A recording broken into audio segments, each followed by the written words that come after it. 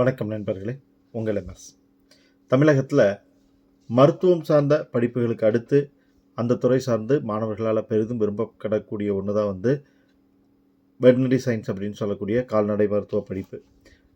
நிறைய மாணவர்கள் எம்பிபிஎஸ் கிடைக்கல அப்படின்னா இந்த சீட்டை ப்ரிப்பேர் பண்ணுறதும் உண்டு.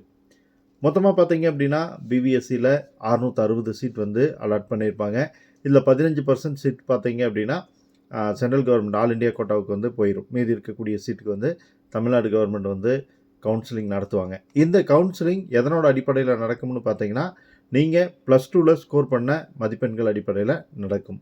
உங்களுடைய ஃபிசிக்ஸ் கெமிஸ்ட்ரி மார்க்கை 2ஆல் டிவைட் பண்ணி 100 மார்க்கும், பயாலஜி மார்க் அப்படியே எடுத்துக்கிட்டு 100 மார்க்கும் 200 மார்க்குக்கு கட் ஆஃப் இது பண்ணி உங்களுக்கு சீட்ஸ் கொடுப்பாங்க. இதற்கான கவுன்சிலிங் எப்போ வரும், அப்ளிகேஷன்ஸ் எப்போ வரும் அப்படின்னு சொல்லி மாணவர்கள் மத்தியில் அவளோடு இருந்துக்கிட்டு இருந்தீங்க. உங்களுக்கான டேட்ஸ் அனௌன்ஸ் பண்ணிட்டாங்க. இன்றைக்கு அதாவது 26/5/2025 காலையில் 10 மணிக்கு இந்த அப்ளிகேஷன்ஸ் ஸ்டார்ட் ஆகுது.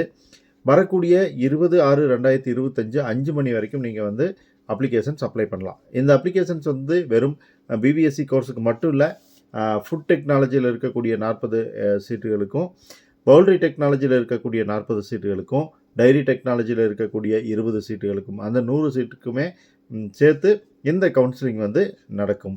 இதுக்கு அப்ளிகேஷன் ஃபீஸ் என்ன அப்படின்னு பார்த்தீங்க அப்படின்னா, உங்களுக்கு எஸ்சி, எஸ்சிஏ, எஸ்டி கேட்டகரியில் வரக்கூடிய ஸ்டூடெண்ட்ஸ்க்கு 250 ரூபாயும், மற்ற ஸ்டூடெண்ட்ஸுக்கு 500 ரூபாயும் நீங்கள் ஃபீஸ் பே பண்ணணும்.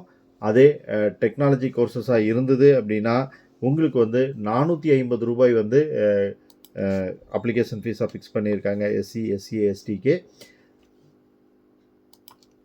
அடுத்து அதர் கேட்டகரி ஸ்டூடெண்ட்ஸ்க்கு 900 ரூபாய் ஃபிக்ஸ் பண்ணியிருக்காங்க. இதுக்கான பேசிக் குவாலிஃபிகேஷன் என்ன அப்படின்னு பார்த்தீங்கன்னா, நீங்கள் தமிழ்நாடு நேட்டிவாக இருக்கணும். கண்டிப்பாக 8, 9, 10, 11, 12ஆம் வகுப்புகளை தமிழகத்தில் படிச்சிருக்கணும். ஒருவேளை இந்த வகுப்புகளை நீங்கள் வேறு ஏதாவது மாநிலத்தில் முடிச்சிருந்தீங்க அப்படின்னா நீங்கள் கண்டிப்பாக நேட்டிவிட்டி சர்டிஃபிகேட் சப்மிட் பண்ணணும். நான் தமிழ்நாடு சேர்ந்த ஸ்டூடெண்ட்ஸ் தான் அப்படிங்கிறதுக்கான நேட்டிவிட்டி சர்டிஃபிகேட்டை ப்ரொடியூஸ் பண்ணிங்கன்னா தான் உங்களுக்கு சீட் கிடைக்கும்.